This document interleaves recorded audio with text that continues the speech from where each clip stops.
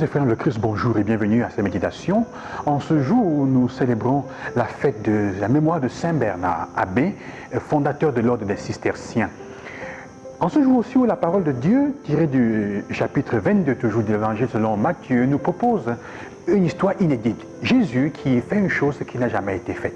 Il accoste, il met ensemble deux commandements. Il résume la loi avec deux commandements qui n'ont jamais été mis ensemble.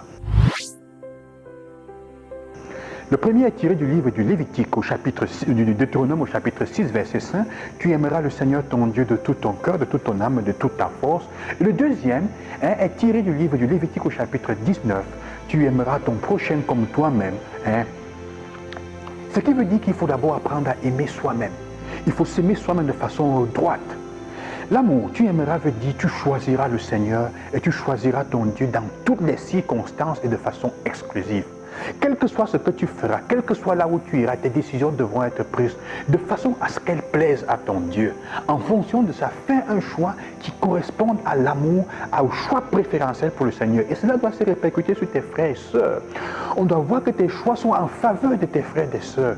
Fais-le même quand ça coûte, même au moment difficile. Quel est le critère que tu utilises pour faire le choix? C'est celui de rendre bien ton frère ou ta sœur. C'est ça que le Seigneur demande en fait, un choix préférentiel, des choix de fidélité.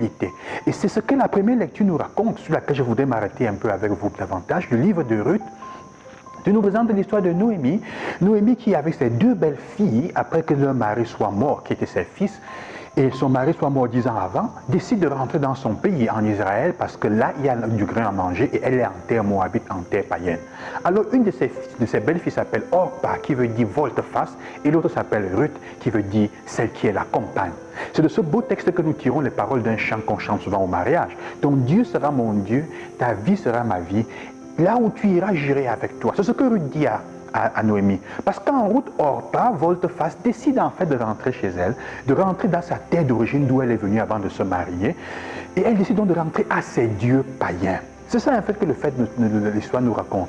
Alors que Ruth décide d'être la compagne de chaque jour, elle choisit en fait, donc elle aime, elle pose des gestes d'amour concrets parce que désormais, elle a fait un choix primordial. Si elle est entrée dans cette famille par intérêt, par alliance, elle fait désormais le choix d'y rester par amour. C'est ça la différence. Parfois, on est dans des situations parce qu'on est contraint ou parce qu'on y est poussé par la vie. Mais on choisit. L'amour est un choix. Alors, plusieurs fois, choisirons-nous d'être comme Orpa, de faire volte-face? Un peu l'histoire de celui qui n'a pas l'habit de noces hier. Tu es invité, le Seigneur t'invite, tu embrasses la vie de foi, la vie chrétienne. Combien de fois est-ce que nous faisons volte-face, frères et sœurs? Combien de fois est-ce que nous faisons volte-face au lieu de nous comporter comme des compagnons vrais du Seigneur? Que le Seigneur vous donne la grâce et nous donne la grâce de vivre et de regarder dans nos vies quelles sont les situations où nous nous comportons comme des volte-face, que nous appelons Orpa, et quelles sont les situations où nous continuons à nous appeler Ruth, la compagne, celui qui est fidèle, qui accompagne, qui fait des choix pour le Seigneur, comme le Seigneur dit, non seulement pour Dieu, mais aussi pour ses frères et pour ses sœurs. Elle restera avec Naomi et sa vie sera bénie. Lisez le texte et vous comprendrez comment.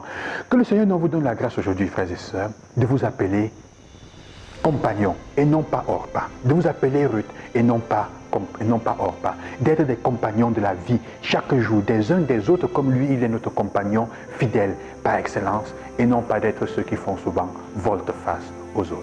Loué soit Jésus-Christ, bonne journée, bonne fête à tous les Bernards, que le Seigneur vous bénisse et qu'il vous accompagne.